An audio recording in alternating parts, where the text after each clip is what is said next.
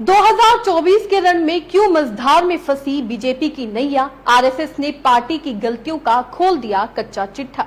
नमस्कार, मैं हूं रचना सिंबा।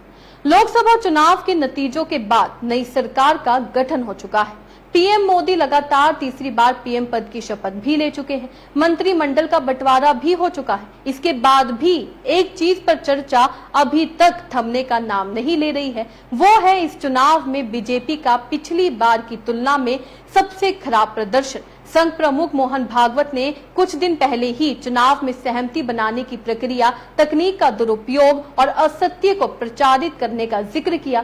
संघ प्रमुख के बयान को बीजेपी के लिए नसीहत के रूप में बताया जा रहा है।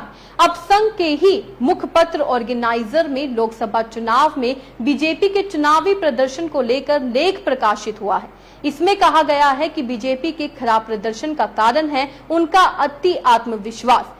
सेल्फी शेयर करने से नहीं मिलती जीत। बता दें, आरएसएस सदस्य रतन शारदा के आलेख में बीजेपी के अब की बार 400 पार नारे का जिक्र है। शारदा कहते हैं कि 2024 के लोकसभा चुनाव का परिणाम इस बात का संकेत है कि भाजपा को अपनी राह में सुधार करने की जरूरत है। वे कहते हैं कि कई कारणों से नतीजे बीजेपी के पक्ष में नहीं गए। शारदा के अनुसार 2024 के आम चुनावों के नतीजे अति आत्मविश्वासी भाजपा कार्यकर्ताओं और कई नेताओं के लिए एक रियलिटी चेक के रूप में सामने आए। उन्हें एहसास नहीं था कि प्रधानमंत्री नरेंद्र मोदी जी का 400 प्लस का आह्वान उनके लिए एक लक्ष्य और विपक्ष के लिए चुनौती था। उन्होंने कहा कि लक्ष्य ग्राउंड पर कड़ी मेहनत से हासिल होते हैं, सोशल मीडिया पर पोस्टर और सेल्फी शेयर करने से नहीं। उन्होंने कहा कि बीजेपी कार्यकर्ता अपने बुलबुले में खुश थे, मोदी जी के आभा मंडल से झलकती चमक का आनंद ले रहे थे। उन्हें लग रहा था कि जीत तो हमारी ही होने वाली है।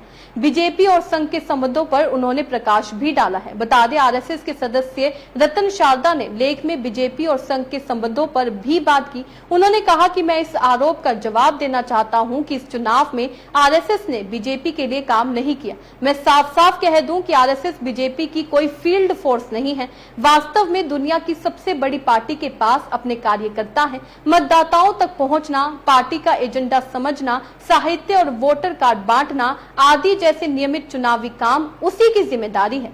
आरएसएस लोगों को उन मुद्दों के बारे में जागरूक करता रहा है जो उन्हें और देश को प्रभावित करते हैं। महाराष्ट्र में भाजपा कार्यकर्ताओं में आक्रोश। आपको बता दें, आरएसएस ने लेख में आगे लिखा है कि भाजपा महाराष्ट्र की राजनीति में कुछ ज्यादा ही सक्रिय हो गई थी। महाराष्ट्र में अनावश्यक राजनीति की गई। एनसीपी अजित पवार गुट के पार्टी में जुड़ने से भाजपा कार्यकर्ताओं में आक्रोश था। राज्य में भाजपा की ब्रांड वैल्यू कम हो गई थी। किसी भी नेता का नाम लिए बिना शारदा ने कहा कि भाजपा में कई उन कांग्रेसी नेताओं को शामिल किया गया जिन्होंने भगवा आतंक का हवा बनाया था। वहीं 26/11 मुंबई आतंकी हमले को आरएसएस की साजिश करार दिया था। मतदाताओं तक पहुंचना पार्टी की जिम्मेदारी, रतन शारदा ने आगे लिखा है कि मतदाताओं तक पहुंचना, पार्टी के एजेंडे को समझाना, साहित्य और वोटर कार्ड वितरित करना पार्टी की जिम्मेदारी है। भाजपा ने महाराष्ट्र में खराब प्रदर्शन किया। 2019 की कुल 48 सीटों में से 23 सीटों की तुलना में केवल 9 सीटें जीत सके। शिंदे गुट के नेतृत्व वाली शिवसेना को 7 सीटें और अजित पवार के नेतृत्व वाली राकंपा को सिर्फ 1 सीट मिली। इसमें कहीं ना कहीं पूरी तरीके से भाजपा का अति आत्मविश्वास था, यानी कि भाजपा ओवर कॉन्फिडेंस में थी। इस तरीके से आरएसएस के द्वारा एक लेख जारी किया है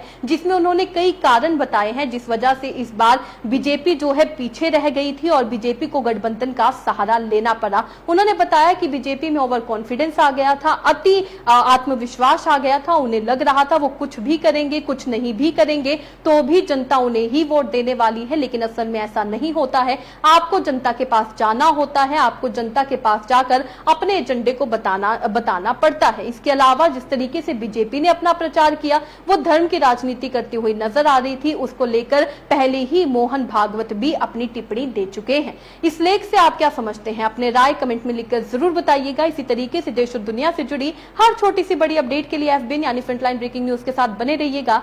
धन्यवाद।